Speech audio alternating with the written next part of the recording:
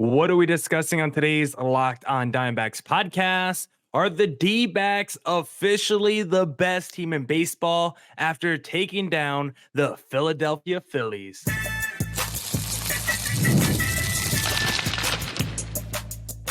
You are Locked On Diamondbacks, your daily Arizona Diamondbacks podcast, part of the Locked On Podcast Network, your team every day.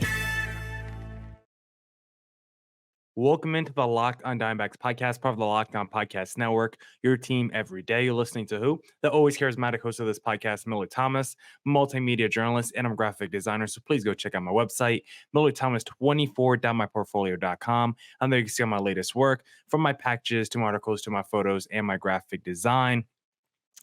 Today's episode is brought to you by SupplyHouse.com. SupplyHouse.com is a reliable way to get parts fast, shop for your next plumbing, HVAC, or electrical job, and get fast shipping from coast to coast at SupplyHouse.com. On today's Locked On Diamondbacks podcast, we'll be talking about the D-backs taking down the Phillies, why organizational depth has been so important for the D-backs, and who should stay in the rotation, who should be going to the bullpen between Ryne and Jordan Montgomery. Thank you for making Locked On Diamondbacks your first listen every day. I would not be able to do this podcast without you, my loyal listeners, sharing, subscribing, reviewing, doing all of that so I could do this podcast for you. Thank you. It's free. It's available on all platforms, so please continue to tell your friends. And one of those platforms is YouTube. Please hit subscribe to Locked On Diamondbacks on YouTube. But now let's get into the podcast and talk about that D-backs versus Phillies series, because it was a statement series for the D-backs, and they've had a lot of those since June 29th. They haven't lost 12 straight series now. It's been a long time since the D-backs have lost a series, and their last two series are coming off arguably the best team in the American League in the Cleveland Guardians, who at the time had the best record in the AL, and now arguably the best team in the National League in the Philadelphia Phillies. D-backs keep on rolling. They are piling wins together. And after dropping game one to Philadelphia, D-backs came back the next three and just pummeled the Phillies. Maybe not in game number two. When games 3 and 4, they just absolutely destroyed the Phillies from an offensive standpoint. Everyone in that lineup, up and down, was going off. It all started with the rookie walk-off in game number 2, and then clobberings in game 3 and game 4. D-backs keep on rolling, and now it's fair to ask the question, after beating the Guardians, after beating the Philadelphia Phillies, and beating teams since the June 29th, like the Dodgers, like the Padres, like the Kansas City Royals, the D-backs have been so many good teams over the last few weeks. They are the number one scoring team in all of baseball, not just since that date we always like to talk about, but from the very first day, opening day. D-backs, the team, leads Major League Baseball in runs scored. So I think it's fair to ask the question, are the D-backs the best team in baseball? Right now, we know they're playing like the best team in baseball over the last few weeks since June 29th. They're number one in basically every offensive stat. Their pitching has improved as well. And so I think it's fair, with the sample size the D-backs now have, with the opponents the D-backs have taken down, I think it's fair to say right now the D-backs are playing like the best team in Major League Baseball. And think about how they've been able to continue their success despite losing guys like Christian Walker, who hasn't been there for a couple of weeks. Moreno is going to be out a few weeks. Ketel Marte, it looks like he's only going to miss that Sunday performance, should be back Monday against the Rockies, but still, we lost Marte in the middle of a game. Lourdes Gurriel left Sunday's game early. Zach Gallen left his start early. Like, the D-backs have dealt with so many injuries recently. Merrill Kelly and Erod just got back. Like, despite having so many guys on your roster, so many core guys on your team in and out of the lineup, the D-backs have been able to persevere, and they were even able to do it against the Philadelphia Phillies. Great job by Mike Hazen to build organizational depth. It's been so important for the D-backs the last few weeks, and we'll talk more about that organizational depth in segment number 2. But this was just a really impressive series by the D-backs to take down the Philadelphia Phillies, arguably the best team in the National League, despite being short-handed. And so how did they do that? Well, the first way was 53 hits in 4 games. They just clobbered the Phillies offensively, especially those last 2 games where they put up 11 runs in game number 3 and 12 runs in game number 4. The D-backs offense was cooking, and one guy who was a star the last 2 games. A lot of D-backs players had great games this series, but I think the player that had the best series is none other than Jake the Rake McCarthy, who absolutely raked against the Phillies in this series. You go to game number 3, Jake McCarthy, he was 2 for 4, 4 RBIs with 2 home runs and 2 runs scored. Jake's biggest issue is he doesn't hit for enough power, right? He doesn't provide the home runs. He doesn't even provide enough extra base hits unless he's really using his wheels to get to second or third base, right? There's not a ton of power in the Jake McCarthy player profile. And in this series, he's displayed a ton. He had 2 home runs in game number 3. And then in game number 4, 3 for 5 with 4 ribbies, and again, extra base hits, even had a triple in the game. Jake McCarthy carried the D-backs offensively this series. Carry's probably too strong because there was a lot of guys that had good series, like a Corbin Carroll, who back-to-back games, game 4 and game number 3, had a home run for the D-backs, as we've talked about since the 29th of June. Corbin Carroll maybe still not hitting for a high contact rate. Maybe overall the average still isn't there, but when you talk about the slugging percentage for Corbin Carroll since that time, he has been very impressive for the D-backs, and we saw it the last two games. He was able to tap into that power. He has near like a 530 slugging since June 29th. Like, yes, the average is still bad, but the power has been there for Corbin Carroll the last few weeks, and we saw it again in the last 2 games against the Phillies. Corbin Carroll took that 99-mile-an-hour pitch in the finale and took it to opposite field. So great job by Carroll to provide some power. And then the last star of the lineup that I want to discuss from this series is Adrian Del Castillo, the rookie catcher who just got called up with Gabriel Moreno out. Castillo's playing like he wants to steal that job from Moreno. Had the walk-off home run in game number 2, first career home run for him, ended up being a walk-off, and he has just absolutely tore the cover off the ball since being called up. His current slash line is 583, 615 to 1,000. Just bonkers. Also, Jake McCarthy, his slash line now, 303, 375, 451. Jake McCarthy's having himself an insane season as well. Great job by the D-backs offense this series, and also some good pitching performances as well. Ryne Nelson had a gem in game number 2, and we'll talk about his start and what it means for the future of the D-backs rotation in segment number 3. Merrill Kelly, his first start back, his debut, we talked about it. He probably likes being in a tough spot against one of the best teams in baseball. Merrill Kelly definitely liked that challenge, having to step up in a high-pressured moment, deliver the D-backs a series win, and he did just that. Struggled a little bit in that first inning, gave up some doubles, gave up some hard contact, but really settled down after that, and 2 earned runs, 3 hits from Merrill Kelly over 5 innings. I feel fine and confident about Merrill Kelly's future in his D-backs rotation. He's going to be all right. Now, there were a couple things that I didn't like from this Philly series that the D-backs need to clean up. Alek Thomas, his ABs, I'm just so out on Thomas. He's either hitting double plays because that's all he does. It feels like every time there's runners on bases, or he, like he did in the finale, tried to bunt and still almost bunted into a double play, struck out with like a man on third and 1 out or less. Like Alek Thomas, I know he still had a couple hits in this finale, but the at-bats that could have really made a difference, he just did nothing. Alek Thomas the whole season offensively has done nothing, and at this point, he's a late game defensive substitution or pinch hitter. He should not be playing really that much baseball for the D-backs, especially when you look at guys like Jake McCarthy who are tearing the cover off the ball. Whenever you play Randall Grichuk, he comes through at runners in scoring position. Like, there are just better options on this D-backs team than Alek Thomas. Jordan Montgomery did not like his start in game number 1. He was complaining about the humidity. I don't want to hear it, Jordan Montgomery. We'll talk about your future with the D-backs in segment number 3. And then Dylan Floro. He has not been good with Arizona so far. We knew with the Nationals, when we looked at the numbers, he was the guy that was not good in high leverage moments this season. He typically performed well for a bad team when the game was already out of control. So far for the D-backs, he has not been able to come through at all. So really need him to get it together because we talk about this D-backs bullpen. It finally feels like there's no weak links. Dylan Floro right now looking like the weakest link in that D-backs bullpen. So hopefully he can turn it around as we get closer to the playoffs. But now the D-backs, after back-to-back tough series against Cleveland and Philly, they now get to face the Colorado Rockies starting Monday.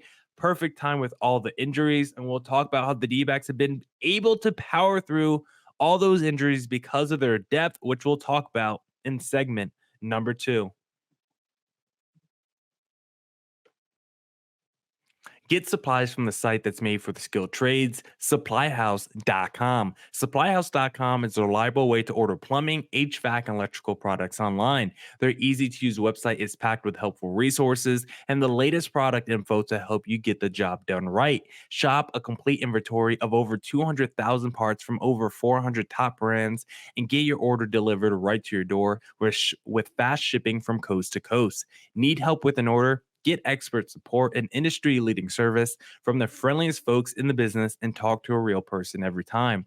Pros in the skilled trades can get a competitive edge by joining supplyhouses.com's free Trade Master program. Every Trade Master gets access to a dedicated phone line, free shipping, and discounts on every order. Join the thousands of trade pros already benefiting from their free membership at supplyhouse.com/TM and order plumbing, HVAC, and electrical supplies from anywhere with just a few clicks at supplyhouse.com. Sandals, sunscreen, snacks for kids. What do these have in common? You're probably buying a ton again this summer, but don't stress about the cost. Use Ibotta and get cash back on all of your purchases when you stock up on all of your summer essentials. Ibotta is a free app that lets you earn cash back every time you shop. Earn on hundreds of items from groceries to beauty supplies, even toys, so you can make sure you're beating inflation no matter what you're purchasing. The average Ibotta user earns $256 per year. That could cover the cost of an entire shopping trip, that flight you've been eyeing, or that fancy dinner you've been craving. You can save on over 2,400 brands and shop at over 1,000 retailers, including your favorite grocery stores, Lowe's, Macy's, Sephora, Best Buy, and more. It's time you join the over 50 million users who use Ibotta to earn cash back every time they shop. Right now, Ibotta is offering our listeners $5 just for trying Ibotta by using the code LOCKEDONMLB when you register. Just go to the App Store or Google Play Store and download the free Ibotta app to start earning cash back and use code LOCKEDONMLB. That's IBOTTA in the Google Play or Apple App Store and use code LOCKEDONMLB.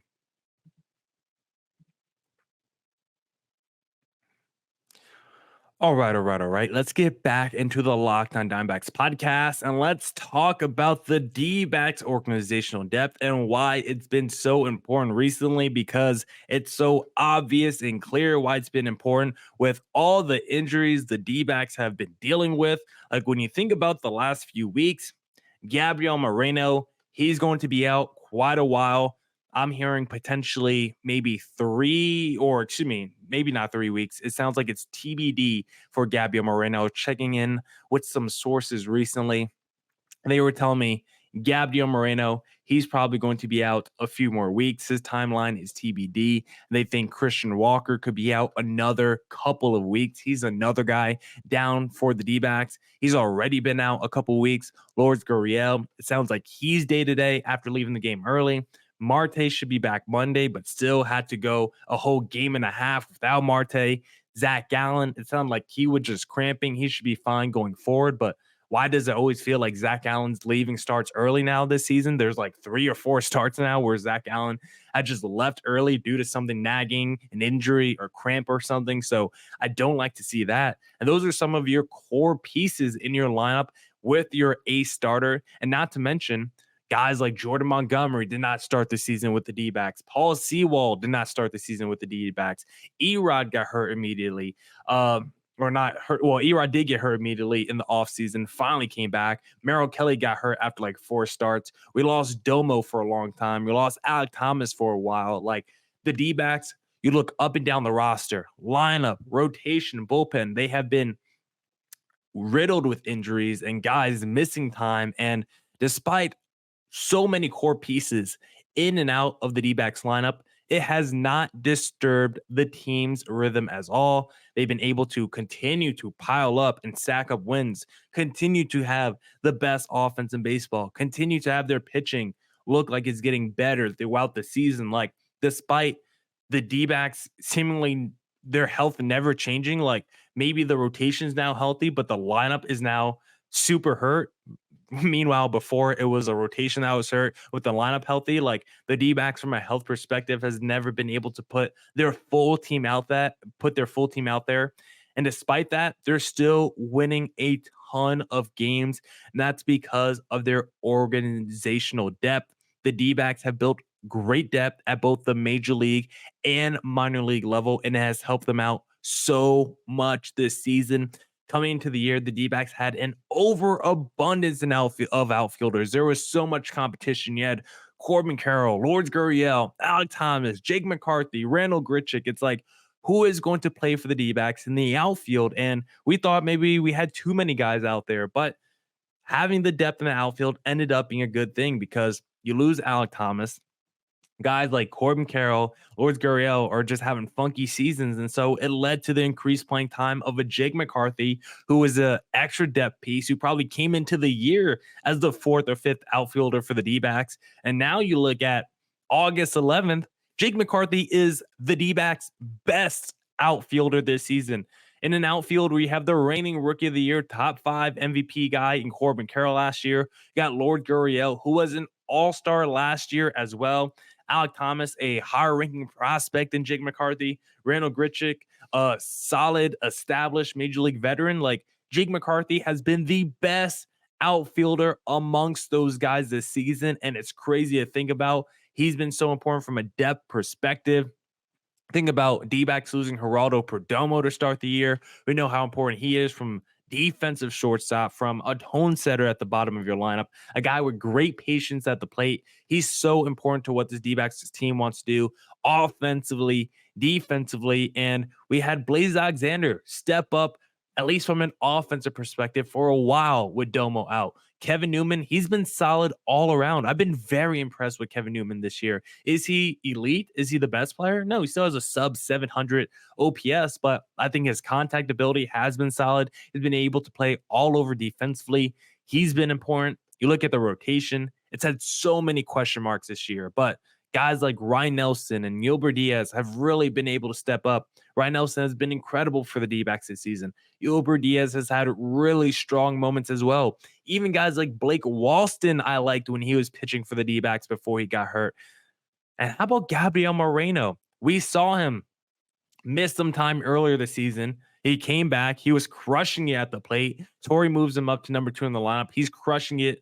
And then all of a sudden, he gets hurt. And it's like, as soon as he gets going, he's gone. How are we going to replace that offensive production he was giving us the last few weeks? Adrian Del Castillo crushing it in the minor leagues, gets called up to the majors, and he doesn't skip a beat. He's been fantastic. Even a guy like Christian Walker, he goes down. So you know what? Mike Hazen says we really don't have good first base depth in our system. Well, we're not going to sit on our hands. Let's go out there and actually get a quality player in a Josh Bell. D-backs have gotten so many contributions from so many different guys, and you have to give you have to give Mike Hazen credit for building the depth, not just any depth, quality depth on this team. And now when you imagine what the postseason roster could look like from a depth perception, from a depth chart perception, right field, Jake McCarthy, Carroll, center, Lourdes Gurriel left, Walker first, Marte second base, Domo shortstop, Eugenio third base, Moreno catcher, Jock Peterson DH, and then off the bench you can have Randall Grichuk, Kevin Newman, Josh Bell, Alek Thomas, and Del Castillo. Like, that is a very nice roster. Your lineup is deep 1 through 9, and you have legit options off the bench. I think this is one of the most talented teams we've ever seen in D-backs franchise history. And I believe they have all the talent they need to win it all. And to do that, their talent needs to be put in the best positions to help this D-backs team win. That's why we'll discuss the rotation in segment number 3. If you want to make any money, then I suggest D-backs money line every single game. And the best place to do that, of course, is going to be FanDuel Sportsbook, because I love sports. I love them so much. I never want them to stop. But as the playoffs wind down, we get fewer games and the sports aren't sporting like I want them to. But FanDuel lets me keep the sports going whenever I want. All I have to do is open the app and dream up bets anytime I'm in the mood. And this summer, FanDuel is hooking up all customers with a boost or a bonus daily. That's right. There's something for everyone every day, all summer long. So head over to FanDuel.com and start making the most out of your summer. FanDuel, official sports betting partner of Major League Baseball. All right. Let's get back to the Locked On Diamondbacks podcast, and let's discuss Ryne Nelson versus Jordan Montgomery. Who should be the number 5 starter and who should go to the bullpen? Because with the rotation fully healthy, I think it's going to be Zach Allen as your ace, Merrill Kelly as your 2, Brandon Pfaadt as your 3, and then with the way I saw Erod look in his debut, he's for sure got the number 4 spot right now. And plus, he's got the contract that tells you he has to be in that rotation. And so it's now down to 2 guys for the number 5 spot. Ryne Nelson versus Jordan Montgomery, and I don't think it's much of a question.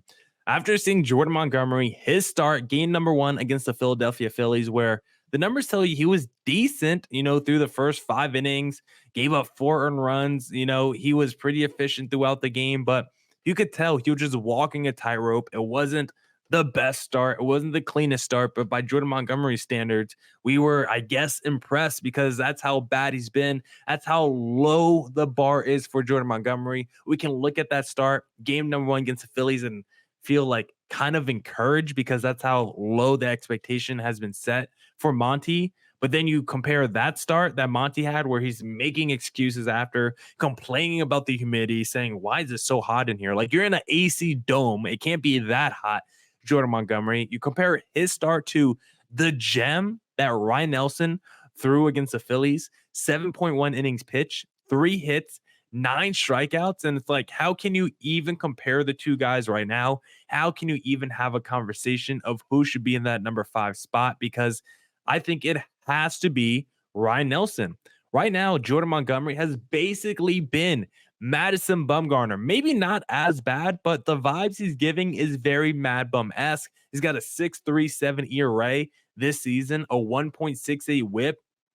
Not striking out guys, giving up a ton of hits, walking a ton of dudes. Like, that sounds like Madison Bumgarner, his first couple years in Arizona as well. And you look at the numbers for each guy since June 14th, Ryne Nelson leads the D-backs in strikeout percentage, walk percentage, whip, and is second in ERA behind Brandon Pfaadt with a 3.39 ERA. He's been very good since June 14th. In 4 of his last 5 starts, he has at least 7 strikeouts. Like, he is cooking right. He is cooking right now. Ryne Nelson is. Meanwhile, Jordan Montgomery, 6.03 ERA during the same time frame. If the D-backs actually want that last spot on the rotation to win games, then I think you give it to Ryne Nelson, the best guy in the D-backs rotation, arguably since June 14th over the last 10 starts. Ryne Nelson is arguably the D-backs' best starter, which is crazy to think about. Brandon Pfaadt is neck and neck with him, but that's how good Ryne Nelson has been. So if you want the best possible dude in the rotation, you go with Ryne Nelson, and then you kick Slade Cecconi out the bullpen because he's been bad. Slade, I think the D-backs potentially have to move off him. We just saw Humberto Castellanos get DFA'd. We just saw Luis Frias get DFA'd. Slade Cecconi, you could be on the chopping block next because you have not been good for Arizona at all this season. Then you move Jordan Montgomery to the bullpen to take his spot. That is what the D-backs should do. If you take the politics out of it, if you don't consider Jordan Montgomery's price tag or anything, then I think Ryne Nelson has to be the number 5 starter. But if you do consider your Montgomery's price tag. And if you do want Monty to return to the D-backs next season, then you probably have to give him that number 5 starter job, and you hope he can build momentum down the stretch so you can feel good about Monty going into next season. And then from that point, you still move Ryne Nelson to the bullpen, and now you just give him that Bryce Jarvis role, which he would actually be perfect in. And then if Monty did win it, let's say Monty is the number 5 starter job, I would just keep such a short and quick leash on Monty. Let's say it's the second inning and he gives up a double to start the inning. I would automatically, Ryne Nelson, start warming up, start loosening that arm. You might go out there pretty soon. Like, I would have such a quick leash on Monty, and then just pair Monty with the Ryne Nelson. On the days Monty looks terrible, you just throw Ryne Nelson out there immediately. And so for me, I guess it's just really up to the D-backs what they want to do with that last spot in the rotation, because either way, both guys will be coming out the pen once the playoffs roll around. So it's really just what you want to do for the rest of the regular season. Do you care more about squeezing the most talent out of that last spot and putting your team in the best position to win for this season? Or do you care more about building Monty back up so he could be good for next season? And then, you know what, could also be used as an audition for, maybe you don't even want to bring Monty back. You want to use the next few weeks to actually evaluate Monty as a starter, and maybe you decline his option in the offseason if he just continues to struggle. So I understand both sides, whatever the D-backs do, but personally, I would give it to Ryne Nelson. He gives the D-backs the best chance to win. He's been the best starter between those two guys, and I think he's absolutely earned that role in the rotation. But I'm going to trust whatever the D-backs do at the end of the day, but I definitely think they should be giving the last spot in the rotation to Ryne Nelson. Now, that's it for this edition of the Locked On Diamondbacks podcast. Come back tomorrow for more Diamondbacks news coverage and insight. And as always, stay safe, stay healthy. Doses.